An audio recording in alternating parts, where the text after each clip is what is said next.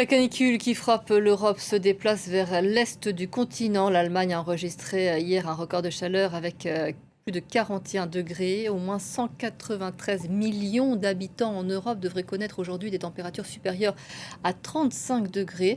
Et ce jusqu'en Hongrie où nous retrouvons Gulliver Krag. Gulliver, d'ailleurs, votre matériel vient de connaître une petite surchauffe, hein, et malgré ces températures élevées que vous allez pouvoir nous attester, la marche des fiertés est maintenue. Elle va débuter à 14 heures à Budapest.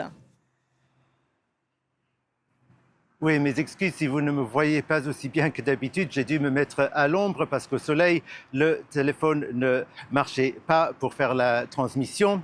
C'est une ironie peut-être que s'il y avait une raison d'interdire ou de reporter la marche de la Pride LGBT+, c'était bien aujourd'hui à Budapest où il va faire 38 degrés. À Lyon, à Paris, des marches similaires ont été reportées. Mais pas question de faire ça cette année puisque la Hongrie est entrée dans une nouvelle ère avec l'arrivée de Péter Mayer qui a remplacé Viktor Orban comme Premier ministre. Viktor Orban qui avait maintes fois cherché à interdire les marches de ce type. L'année dernière, ça s'est passé à Budapest grâce au maire qui avait été ensuite inculpé pour l'avoir organisé illégalement.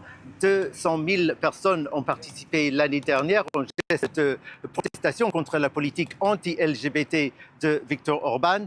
Aujourd'hui, les charges contre le maire de Budapest ont été levées.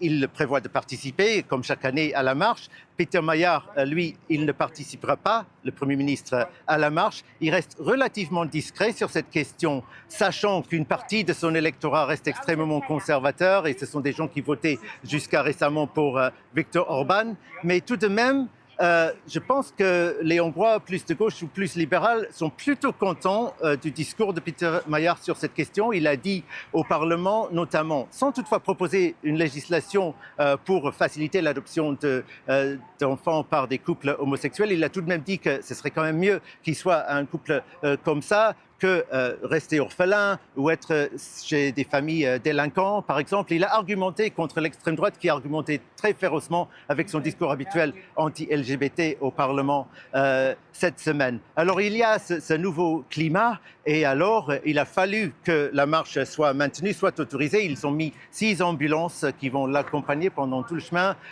des volontaires. Tout est mis en place pour essayer de faire en sorte que des gens n'aient pas de problème de santé par cette chaleur extrême en marchant à travers le centre de Budapest. Mais une foule aussi grande que l'année dernière est attendue parce qu'il s'agit aussi de maintenir la pression sur le nouveau gouvernement.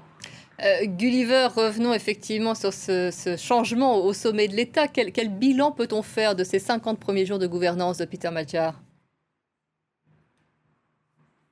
C'est probablement trop tôt pour tirer un bilan parce que beaucoup de choses sont encore au stade de promesse. Mais notamment, Peter Mayer a conclu un accord avec l'Union européenne pour que l'Union débloque les fonds qui avaient été gelés alors que Viktor Orban violait les principes de gouvernance et de démocratie du bloc.